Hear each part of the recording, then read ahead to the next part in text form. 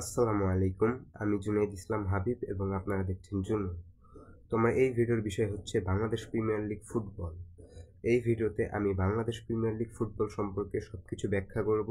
তো চলুন ভিডিওটি শুরু করা যাক।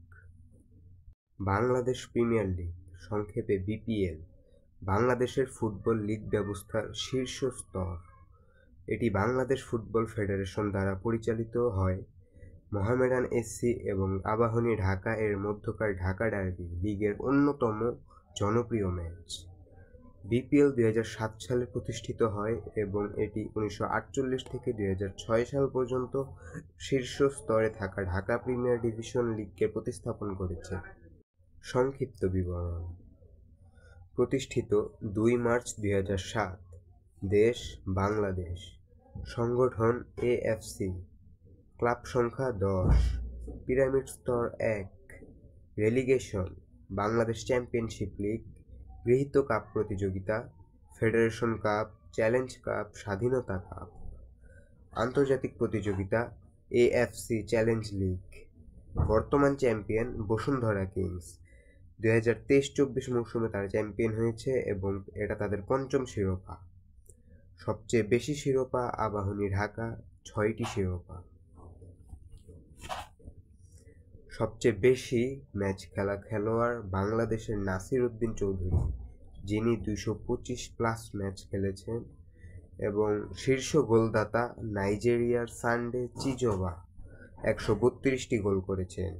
টিভি সম্প্রচার টি স্পোর্টস, ওয়েবসাইট bplfootball.com। ইতিহাস। 2007 সালে বাংলাদেশে প্রথম পেশাদার জাতীয় ফুটবল লিগ হিসেবে বিপিএল প্রতিষ্ঠিত হয়। প্রথমে এটি বি লিগ নামে পরিচিত ছিল এবং 2009 সালে বাংলাদেশ লিগ নামে পুনঃব্র্যান্ড করা হয়। 2012 সালে এটির বর্তমান নাম বাংলাদেশ প্রিমিয়ার লিগ বিপিএল গ্রহণ করে। প্রথম বি লিগ ম্যাচটি 2 মার্চ 2007 সালে আবাহনী লিমিটেড ঢাকা এবং মুক্তিযোদ্ধা সংসদ ক্রীড়া চক্রের মধ্যে অনুষ্ঠিত হয়, যা 0-0 গোলে ড্র হয়।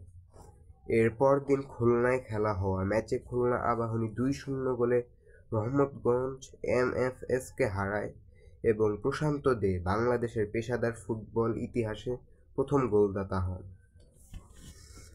27 মার্চ 2007 সালে মুক্তিযোদ্ধা সংসদ ক্রীড়া চক্রের আলফাজ আহমেদ বিপিএলের প্রথম হ্যাট্রিক করেন এবং দলকে 4-1 গোলে জয় এনে দেন। আবাহনী লিমিটেড ঢাকা 6 বার লিগ জিতেছে, যা সর্বোচ্চ।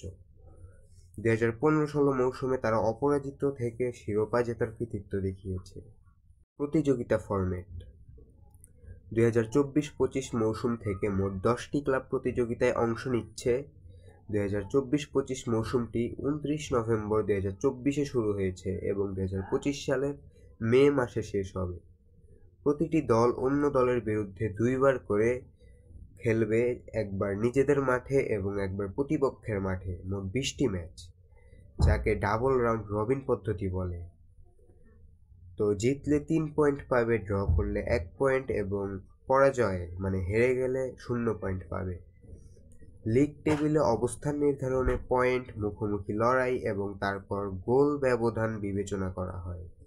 প্রমোশন ও রেলিগেশন। বাংলাদেশ প্রিমিয়ার লিগ এবং বাংলাদেশ চ্যাম্পিয়নশিপ লিগের মধ্যে প্রমোশন ও রেলিগেশন পদ্ধতি রয়েছে। বাংলাদেশ প্রিমিয়ার লিগের শেষ 2 দল বাংলাদেশ চ্যাম্পিয়নশিপ লিগে নেমে যাবে এবং বাংলাদেশ চ্যাম্পিয়নশিপ লিগের শীর্ষ 2 দল বাংলাদেশ প্রিমিয়ার লিগে উন্নীত হবে।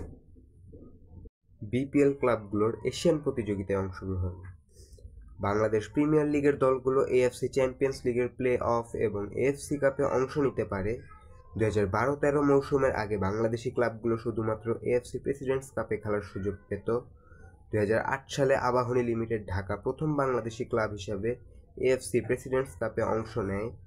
2015 সালে শেখ রাসেল ক্রীড়া চক্র এএফসি কাপের বাছাই পর্বে খেলার সুযোগ পায়। 2016 সালে শেখ জামাল ধানমন্ডি ক্লাব সরাসরি এএফসি কাপে খেলার যোগ্যতা অর্জন করে। 2022 সালের জুলাই নিশ্চিত করা হয় যে বসুন্ধরা কিংস 2021-22 মৌসুমের চ্যাম্পিয়ন এএফসি চ্যাম্পিয়ন্স লিগের প্লে অফ রাউন্ডে অংশ নেবে, বা লিগ চ্যাম্পিয়নরা যদি এএফসি চ্যাম্পিয়ন্স লিগের মূল পর্বে চলে যায় তবে রানার আপ দল সরাসরি এএফসি কাপে খেলবে। এছাড়া লিগের তৃতীয় স্থান অর্জনকারী দল এবং ফেডারেশন কাপ চ্যাম্পিয়ন দল এএফসি কাপের প্লে অফ রাউন্ডের জন্য স্ট্যান্ড বাই অবস্থায় থাকবে। পৃষ্ঠপোষকতা অর্থাৎ স্পন্সরশিপ সময়কাল 2008 থেকে 10 এবং স্পন্সর ছিলেন সিটিসেল। সময়কাল 2010 থেকে 13 এবং স্পন্সর ছিলেন গ্রামীণফোন। সময়কাল 2013 থেকে 14 এবং স্পন্সর ছিলেন নিটল টাটা। সময়কাল 2014 থেকে 15 এবং স্পন্সর ছিলেন মন্নোভার। সময়কাল 2015 থেকে 16 এবং স্পন্সর ছিলেন জেবি গ্রুপ। সময়কাল 2016 থেকে 18 এবং স্পন্সর ছিলেন সাইফ পাওয়ার ব্যাটারি। সময়কাল 2018 থেকে 22 এবং স্পন্সর ছিলেন টিভিএস। সময়কাল 2022 থেকে বর্তমান এবং স্পন্সর হলো বসুন্ধরা গ্রুপ। গণমাধ্যমে প্রচার 2015-16 মৌসুমে মোট 132টি ম্যাচ বিটিভি ওয়ার্ল্ড এবং বৈশাখী টিভি সরাসরি সম্প্রচার করেছিল। সেই সাথে রেডিও নেক্সট এফএম রেডিও ধারাভাষ্য প্রদান করেছিল। 2018-19 মৌসুমে বিএফএফ এর মাইকুজো প্ল্যাটফর্ম থেকে প্রতিটি ম্যাচ লাইভ স্ট্রিমিং করা হয়েছিল। 2019 সালের 9 মে থেকে বাংলা টিভি বিপিএল 2018-19 মৌসুমের কিছু ম্যাচ সরাসরি সম্প্রচার শুরু করে। বাংলাদেশের প্রথম ক্রীড়া চ্যানেল টি স্পোর্টস 13 জানুয়ারি 2021 থেকে বিপিএল 2020-21 মৌসুমের ম্যাচ সম্প্রচার শুরু করে এবং এখন পর্যন্ত করেই যাচ্ছে।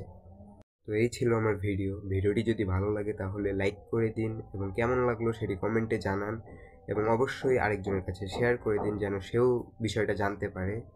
তো ভিডিওটি দেখার জন্য ধন্যবাদ। আল্লাহ হাফেজ।